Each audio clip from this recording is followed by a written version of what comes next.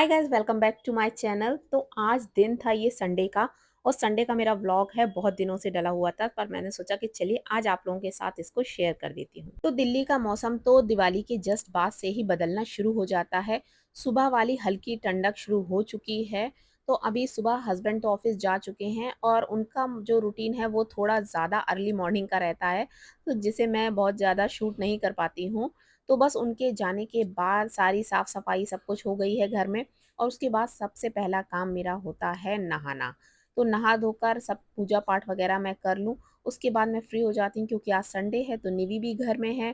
तो नाश्ता वगैरह सब बनाना होता है क्योंकि जब मैं अकेली होती हूँ ना सुबह, जैसे निवी चली जाती है, हस्बैंड चले जाते हैं, तो मैं अपने लिए बहुत ज़्यादा कुछ ख़ास ब्रेकफ़ास्ट नहीं बनाती हूँ। जो इन लोगों के लिए बनाया कुछ बच गया, ब्रेड वगैरह रखी हुई, तो कुछ ऐसे ही मैं खा लेती हूँ।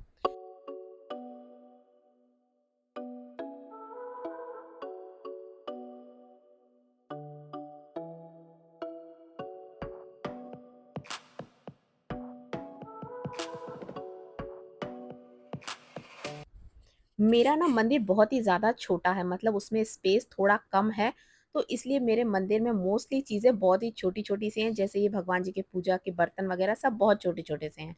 और संडे वाले दिन थी आंवला नवमी, तो इस दिन आंवले के पेड़ के नीचे जाकर वहाँ पे पहले आंवले के पेड़ की पूजा की जाती है, फिर वहीं पर खाना-पीना खाया जाता है। तो शादी से पहले मैं, अपनी मम्मी वगैरह हम सभी लोग जाते थे, आंवला नवमी के दिन पेड़ के नीचे बैठकर खाना खाते थे, वहाँ पूजा वगैरह होती थी। तो अभी मैंने कल यूट्यूब पे देखा कि आंवला नवमी है, तो मैंने सोचा कि चलिए मैं भी इसकी पूजा कर लेती हूँ। तो वीडियो में था कि अगर आप कहीं आंवले के पेड़ के नीचे नहीं जा सकते हैं, तो भगवान विष्णु को आंवला चढ़ाकर आप उसकी ही पूजा कर लें। तो बस वो मैंने किया। उसके बाद टाइम हो गया था मेरे ब्रेकफ़ास्ट का, तो सबसे पहले जो डेली मैं नट्स वगैरह खाती हूँ, तो आलमंड सोक किए हुए वो मैंने लिए हैं। और इस टाइम तक निवी उठ गई थी, तो अभी निवी भी ब्रश करके आ गई है और सुबह-सुबह ना हमारे घर में सारे लोग ही ये ड्राई फ्रूट्स खाते हैं, तो आलमंड वगैरह मैं सोक कर देती हूँ, बाकी सारी चीज़ें इसी तरीके से कंटेनर में करके मैं टेबल पर रख देती हूँ, जिससे जिसका जितना मन होता है तो वो खा लेता है, इससे निवी भी खा लेती है। और ये दिवाली वाली जो खील है ना, ये अभी तक मेरी टेबल पर रखी हुई है। मैंने सोचा था कि शायद निवी इसको खा ले, निवी का पहले तो बड़ा मन कर रहा था, फिर बाद में इसने नहीं खाई। तो अब इसका भी कुछ नमकीन वगैरह बनाकर मैं इसको भी खत्म करूँगी।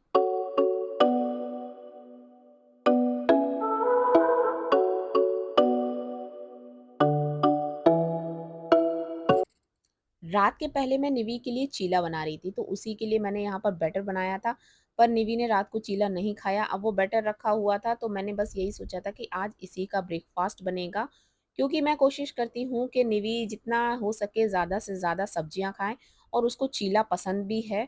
तो बस मैं इसी के बहाने इसमें ढेर सारी सब्जियाँ डालकर ऐसी चीज़ें बनाती रहती हूँ। तो निवी के लिए तो मैंने चीला बना दिया था और यहाँ पर ब्रेड रखी हुई थी। तो जो बैटर था उसको मैंने यहाँ पर ब्रेड में लगा दिया था, ये भी बहुत ही बढ़िया टोस्ट बनता है। तो ये होगा मेरा ब्रेकफ़ास्ट। तो चलिए सबसे पहले तो निवी को उसका ब्रेकफ़ास्ट दे देते हैं और अभी कपड़े मेरे पड़े हुए हैं, इनको भी मुझे फ़ोल्ड करना है।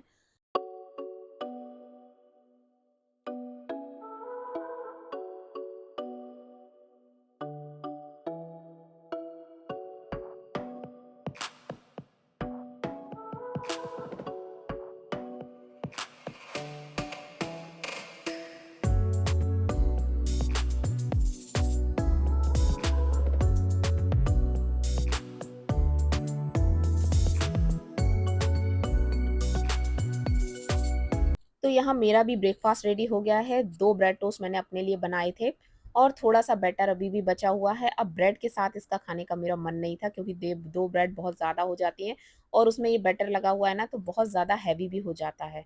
तो यहाँ पर बस जितना बैटर बचा था, एक छोटा-सा चीला मैंने और बना लिया, अगर निवी खाएगी तो उसको मैं दे दूँगी।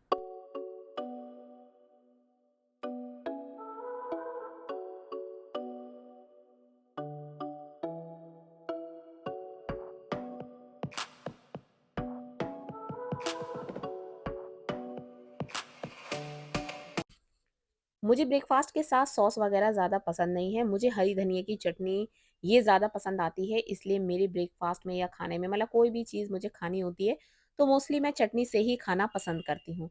तो रात को मैंने ये चटनी बनाई थी हरी धनिया वाली, ये रखी हुई थी, तो अभी मेरा ब्रेकफ़ास्ट इसी के साथ होगा और पता नहीं क्यों बच्चों को सॉस बहुत ज़्यादा पसंद आती है। वैसे नुकसान भी बहुत ज़्यादा करती है सॉस, पर अब क्या करें, बच्चे मानते नहीं हैं, तो कुछ चीज़ें ऐसी भी होती हैं जो हमें उन्हें देनी पड़ती हैं।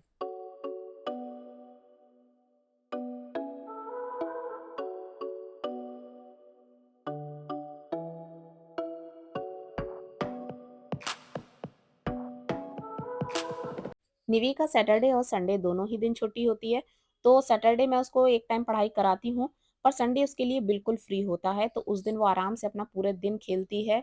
और निवी को ना आजकल सॉफ्ट टॉयज़ेज़ बहुत ज़्यादा पसंद आ रहे हैं, इसलिए मैंने निवी को बर्थडे में भी मैंने मरमट दी थी। तो निवी बस इन्हीं के साथ अपना खेलती रहती है, बहुत बातें करती है वो अपने टॉयज़ के साथ। तो यहाँ आयरन के भी कपड़े भी रखे हैं और अब मैं तैयारी साथ के साथ करती जाती हूँ लंच की। और आज ना मैं लंच में डोसा बना रही थी, मेरा बहुत दिनों से मन कर रहा था और डोसा निवी को भी पसंद है, तो मुझे ये था कि चलो आज निवी भी कुछ हेल्दी-हेल्दी सा खा लेगी।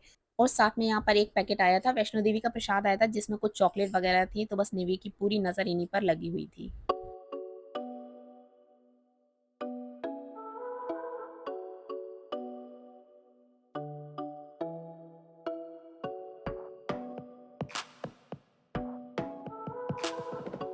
मेरी किचन भी काफ़ी छोटी है, इसलिए सामान समेट-समेट के मुझे काम करना पड़ता है। तो अभी बस मैं सांभर की तैयारी कर रही हूँ, तो सांभर के लिए जितनी भी सब्जियाँ वगैरह थी, वो सारी मैंने यहाँ पर निकाल ली हैं। और आज सांभर में मैं थोड़ा-सा गोभी भी डालूँगी, इससे इसका टेस्ट बहुत अच्छा आता है, थोड़ा गाढ़ा-सा सांभर बनता है।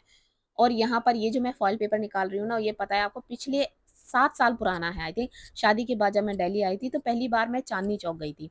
और वहाँ पर जो नहीं बेचने वाले जो पकड़-पकड़ के सामान बेचते हैं ज़बरदस्ती का, तो वहाँ उनसे मैंने ये फॉइल पेपर लिया था, 2 पैकेट लिया था, 1 तो खत्म हो गया था। पर दूसरा फॉइल पेपर ये मेरा रखा हुआ था जिसका काम आता है सिर्फ़ सब्जियों को पैक करने के लिए। तो इस तरीके से सब्जियों को रैप करके रख दें अगर आप फ्रिज में रखते हैं ना, तो देखते होंगे सब्ज़ी काली पड़ जाती है, पर अगर इस तरीके से फॉइल पेपर में रैप करके रखेंगे, तो सब्जियाँ बिल्कुल भी काली नहीं पड़ती हैं। स्पेशली लौकी को तो मैं इसी तरीके से पैक करके रखती हूँ। तो बस ये 7 साल पुराना फॉइल पेपर मेरे इसी काम आ रहा है और अभी तक देखिए चल रहा है। बाकी मैं खाने-पीने में इसका इस्तेमाल नहीं करती हूँ। तो यहाँ पर जो भी मेरे पास सब्जियाँ रखी हुई थी, वो सभी मैंने यहाँ पर कट कर ली थी। सांभर के लिए यहाँ पर थोड़ी-सी इमली भी मैंने निकाल ली थी। इसको ना गर्म पानी में भिगो के रख देंगे, तो बहुत ही जल्दी से ये सॉफ्ट हो जाएगी। और जैसे मैंने इसमें गर्म पानी डाला, मुझे याद आया, अरे भाई ये कटोरी तो प्लास्टिक की है, तो जल्दी से इसको चेंज किया, स्टील की कटोरी में डाला। और मेरा सांभर ना बहुत ही फटाफट बनता है। और एक बार मैं आपको बताती हूँ, मैं अपने मायके गई थी, तो मैंने मम्मी से बोला कि आज सांभर मैं बनाऊँगी, मैं बहुत जल्दी सांभर बना लेती हूँ। तो मम्मी बोली ठीक है चलो तुम बना लो। और मैंने इतना फटाफट सांभर बनाया था कि मैं सांभर में दाल डालना ही भूल गई थी। तो मम्मी बोली भाई इतना फटाफट सांभर मत बनाना। और यहाँ पर ये देखिए, मैं मीशो से मैंने ये एक रैक ऑर्डर की थी, मतलब कुछ स्पाइस जार हैं, तो ये मैंने मँगवाए थे। आप इसका किसी भी तरीके से यूज़ कर सकते हैं। तो मेरी ना कबर्ड में जितने भी मोस्टली जो भी मेरे पुराने जो जार वग़ैरह, कंटेनर, डिब्बे वग़ैरह हैं, सारे गोल-गोल से हैं। तो गोल चीज़ें ना स्पेस बहुत ज़्यादा लेती हैं। तो यहाँ पर सारी डिब्बियों को हटाकर मैंने ये वाली ये रैक ली है, बहुत ही अच्छी रैक मिली है। इसमें 8 डिब्बियाँ हैं और उन सभी में मेरी जितने मसाले वग़ैरह जितनी चीज़ें थी, सारी सब कुछ आ गई हैं।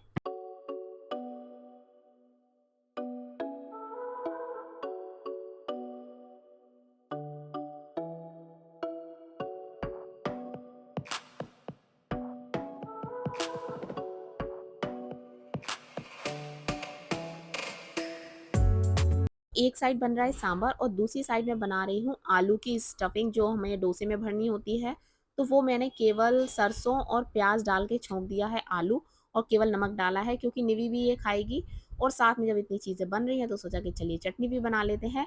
तो यहाँ पर मेरे पास ना गरी का बुरादा रखा था, तो जो नारियल होता है ना उसका बुरादा रखा हुआ था, तो वो मैंने डाल दिया था। थोड़ी-सी धनिया पत्ती, हरी मिर्च, लहसुन, अदरक, और बस इन सबको, इसमें मेरे पास दही नहीं था, मुझे दही डालना था, तो छाछ का पैकेट रखा था, तो मैंने इसमें छाछ डाल के इसको पीस लिया था और बहुत ही बढ़िया-सी मस्त चटनी बनी थी।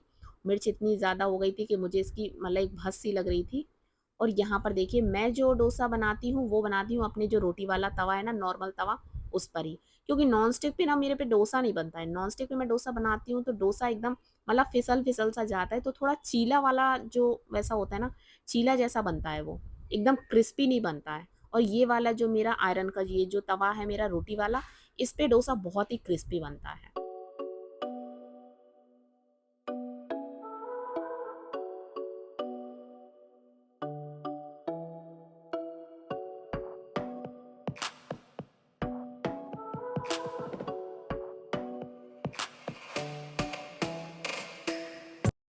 अगर आप भी चाहते हैं ना कि आपका डोसा भी एकदम बढ़िया क्रिस्पी बने, तो इसके लिए ना डोसा जितना अच्छा सिका होता है, उतना ही अच्छा डोसा आपका बनता है।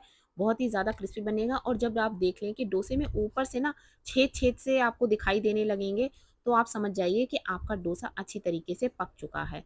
तो जब पहला डोसा बनाते हैं ना, उसमें थोड़ा-सा तेल वगैरह भी मैं लगा देती हूँ और उससे आसानी से डोसा निकल जाता है। और ये जो मेरा बैटर था ना, ये मेरा मार्केट वाला बैटर था। तो यहाँ पर सबसे पहले प्लेटिंग हो गई थी हस्बैंड की, तो वो ऑफ़िस से आ चुके थे और उसके बाद जो मैंने डोसा बनाया था ना, एक थोड़ा-सा ज़्यादा सिक गया था। जला नहीं था बट हाँ, ज़्यादा सिक गया था। तो निवि को भी ख़ैर डोसा पसंद आया था और चटनी में इतनी ज़्यादा मिर्च थी, पर आज निवि ने भी चटनी टेस्ट की थी, तो मुझे बड़ा अच्छा लगा कि चलो धीरे-धीरे भी वो मिर्च खाना सीख रही है।